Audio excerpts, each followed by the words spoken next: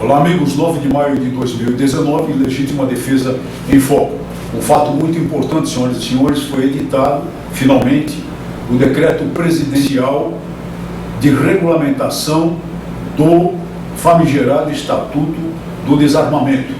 Esse decreto revogou completamente o decreto 5.123, que tantas vezes atacamos, e também acabou por revogar também o recente decreto presidencial a respeito da mesma matéria, completamente insuficiente e tímido, que tivemos aqui a contragosto de criticar, ou seja, o decreto 9.685 de 2019. No entanto, o novo decreto, exatamente por ter revogado esses dois e outros dispositivos, é amplo, é complexo, não é possível fazer uma análise minuciosa imediata, e aqui nós vamos fazer uma análise sumária dos pontos principais que chamaram a nossa atenção. Certamente, ele tem muitos pontos positivos. Certamente, o conjunto do decreto é altamente positivo. Certamente, o conjunto do decreto nos tira um peso dos ombros e nos permite caminhar com maior segurança e com maior confiança na tentativa de ainda vir a melhorá-lo. Certamente, por meio desse decreto, o presidente Jair Bolsonaro finalmente atendeu a muitas das aspirações das pessoas de bem do Brasil que pugnam, sempre pugnarão pelo direito à legítima defesa. O ponto que mais será atacado, que já está em fase de ataque, por todas aquelas organizações que nós conhecemos muito bem, Instituto Igarapé, Sul da Paz, Viva Rio, etc., Fórum Nacional de Segurança Pública, que nós sabemos dominados por quem são, é o artigo 20, porque o artigo 20 criou um mecanismo que nem nós esperávamos que viesse nesse decreto. É o mecanismo de dispensa automática de comprovação de efetiva necessidade para porte, não posse, para porte, em relação a diversas categorias profissionais, diversas categorias funcionais do Estado e pessoas, incluídos residentes em área rural. Nem nós esperávamos que chegasse a isso. Na verdade, nós pensávamos que a questão do porte ficaria para uma outra oportunidade, que seria talvez estudar em muito maior profundidade. Então dizem os críticos, os atacantes, já mencionados, que o decreto é inconstitucional, que o decreto subverte a lei, que o decreto foi muito além da lei. Eles só não diziam isso do decreto 5.123, que fazia exatamente isso, mas aí com toda clareza, ao estipular condicionantes para a declaração de efetiva necessidade para a mera posse, não para porte, porque para eles aquilo estava bem. Então aquele decreto não tinha inconstitucionalidade para eles, e este tem. Bom, tratem de demonstrar, podem ir ao Supremo Tribunal Federal por uma declaração de inconstitucionalidade, podem pedir aí à esquerdalha do parlamento que apresente projetos de decreto legislativo para assustar os efeitos do decreto, muitos instrumentos que estão aí democraticamente à disposição de quem se opõe.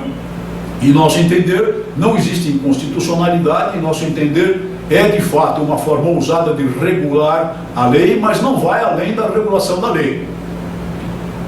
O único ponto, o único aspecto que criticamos com relação a isso é devido à posição que nós sempre defendemos. Nós queremos esse direito para todas as pessoas de bem do Brasil que atendam aos requisitos da lei, os requisitos técnicos, psicológicos, ausência de antecedentes criminais, para todas as pessoas e não apenas para certas categorias profissionais ou funcionais.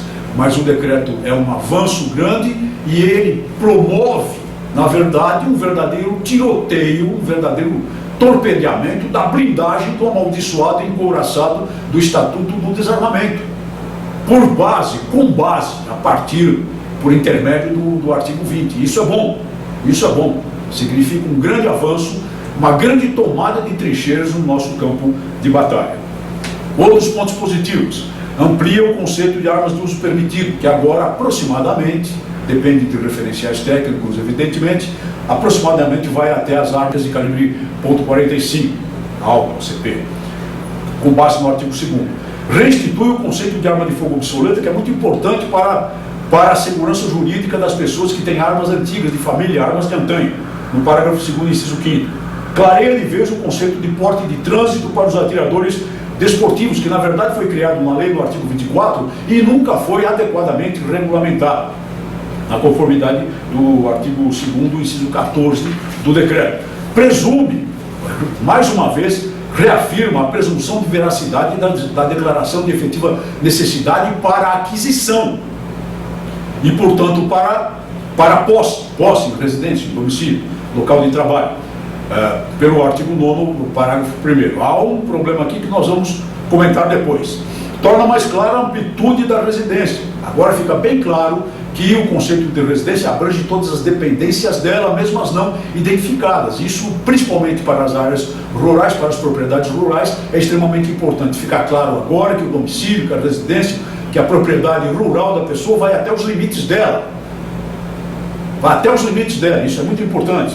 Aumenta para 10 anos o prazo de validade do certificado de registro e, portanto, de exigência da renovação de teste psicológico, aptidão técnica e demonstração de antecedentes, de ausência de antecedentes criminais. O que é bom, 10 anos. Inicialmente era 3, era uma opressão. Depois 5, aí veio um pouquinho no final do governo passado, e agora 10 anos. É um grande alívio, mas ainda tem um problema que nós vamos comentar depois. Aumenta a permissão de aquisição de munição para 1.000 por ano, para as pessoas comuns que tenham armas de uso permitido ou restrito, conforme o caso. E 5.000 para CACs. Lembram-se que eram 50? Ridículo 50 que não permitiam sequer a pessoa executar um treinamento adequado durante o ano. Foi para 1.000. E os CACs têm um porte, como dissemos, tem um porte de trânsito devidamente conceituado e depois regulamentado no artigo 36, parágrafo 3º, que deixa bem clara a situação de deslocamento para treinamento e para competição. Treinamento e competição, treinamento ou competição. Tem um problema que nós vamos comentar depois. E permite, finalmente, a prática de tiro desportivo por crianças e adolescentes, desde que autorizada pelos responsáveis, com permissão de uso da arma da entidade de tiro, da agremiação ou do próprio responsável, nos termos do artigo 36, parágrafo 6º. Finalmente, permite a importação de armas de fogo por pessoas físicas. Isso é um grande avanço, na conformidade do artigo 43, parágrafo 2º, inciso 3º, embora em regime de licenciamento não automático, ou seja, antes que o bem, que a arma de fogo seja embarcada no porto de origem, terá de haver um licenciamento pelas autoridades aduaneiras aqui do Brasil. É um procedimento burocrático que nós sabemos não fácil, bastante pesado, mas pelo menos ele está regulamentado e a abertura está dada. A arma não embarca lá antes que exista a licença aqui, mas chega a bom termo. Os problemas a que nos referimos, que devemos sempre apontar, são o seguinte, de uma leitura imediata. A declaração de efetiva necessidade, a nosso ver, pode ser investigada, conforme a linha A do inciso 1º do artigo 9º. Ela é criada como de veracidade presumida, mas o parágrafo 1º se contrapõe ao mesmo artigo. E tem uma leitura, tem uma redação circunvolutiva que, a nosso ver, permite à autoridade policial, apesar da presunção de veracidade, questionar, investigar essa declaração de efetiva necessidade, que, a nosso ver, deveria ser simplesmente: tenho necessidade para exercer o direito de legítima defesa, ponto final. Ponto final. Nada mais do que isso, porque a lei não exige mais do que isso. Então, o parágrafo 1º do artigo 9º continua, infelizmente, com o defeito que tinha o decreto 9.685 e com o defeito do decreto 5.123. Outro ponto de problema: reduz o número permitido de aquisição de armas de fogo para 4. Nós não entendemos o motivo dessa modificação, já que eram 6. Está lá no artigo 9º, parágrafo 8º.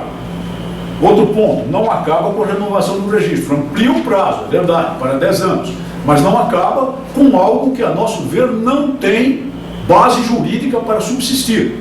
E continua no decreto, embora agora com 10 anos. Um outro problema é que impõe ao proprietário de armas de fogo a comunicação imediata de furto, extravio ou roubo. Esse imediato é um problema, porque pode acontecer, por exemplo, do furto, digamos, ocorrer quando a pessoa esteja fora de casa, numa viagem de trabalho ou de lazer. Quando a pessoa volta, ela constata. Ela cumpriu o dispositivo? Não. Talvez não, porque pode ser que o furto tenha ocorrido, digamos, no primeiro dia de sua viagem, ela ficou 2 dias fora de casa. Então, a rigor, ela não cumpriu. Ela poderá ser apenada por isso? Não poderá, mas ela vai ter que provar. E isso é mal. A própria regulamentação deveria deixar claro que a obrigação de comunicação ocorre a partir do momento da constatação pela pessoa, e não da ocorrência do fato. Outro ponto muito questionável: cassação de autorização de posse ou porte em caso de inquérito ou processo criminal por crime doloso. Então, o que é que temos? A lei já previa, de modo draconiano, a hipótese de não autorização, não concessão da autorização de aquisição e se ela já houvesse, de não concessão de autorização de porte, caso a pessoa incidisse no inquérito criminal ou processo criminal. Começa no inquérito, que é o que realmente importa. Mas não havia tal dispositivo para situações em que essa autorização já existisse. A própria lei não estipulava isso. Então, por que o decreto vem agora criar? E ainda impondo cassação da autorização e apreensão imediata pela autoridade policial. Por que deveria esse decreto, que é para facilitar a vida das pessoas de bem, impor um encargo que já é draconiano na situação inicial da lei? Porque não há justificativa nenhuma para que uma pessoa que não tenha a sua responsabilidade criminal demonstrada no processo criminal, ou seja, que não tenha sofrido condenação definitiva, condenação pelo menos em segunda instância, tenha esse direito cassado. Há um dispositivo logo mais que estabelece que haverá exceção nos casos em que a pessoa seja, nos termos do decreto, processada por situações de estado de necessidade, exercício regular de direito, legítima defesa, ou seja, excludentes de criminalidade. Mas aqui a redação do decreto é gravemente imprópria, porque ninguém é processado pelas excludentes. As pessoas são processadas ou submetidas a inquérito pela presunção de cometimento de um crime doloso, mesmo em caso de legítima defesa.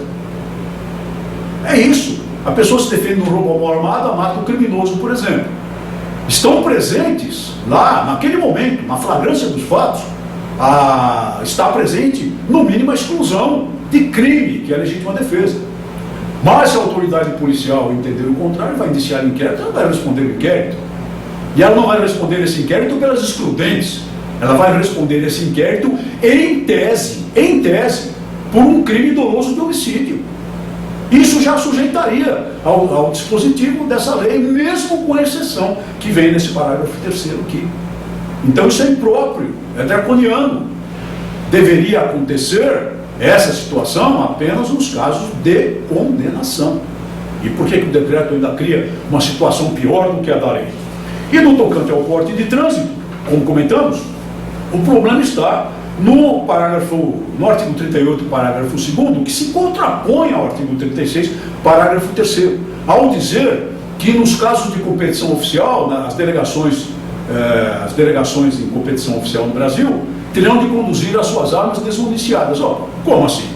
Mas não está lá no artigo 36 que o atirador desportivo tem direito a portar uma arma de fogo do seu acervo, devidamente municiada, devidamente carregada, ou seja, a situação de porte mesmo, de trânsito para a defesa desse acervo, nos casos de deslocamento para treinamento ou competição.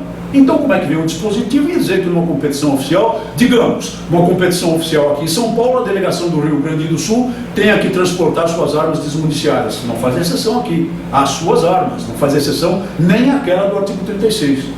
Portanto, um dispositivo é frontalmente oposto ao outro e mostra que não houve cuidado na redação do decreto nesse sentido. Nós esperamos, pelo burilamento, vamos apontar, evidentemente, e esperamos que esse programa já repercuta nesse sentido, os pontos que podem ser aperfeiçoados. Continuaremos a estudar o decreto em profundidade para comentá-lo. Mas foi um avanço que deve ser comemorado. finalmente, grande parte daquilo que sempre pedimos em respeito à decisão popular do referendo de 2005 vai sendo concretizada nos limites da lei, nos limites da capacidade de que dispõe o presidente da República para regulamentar a lei em favor das pessoas de bem. Muito obrigado por sua atenção e até o nosso próximo programa.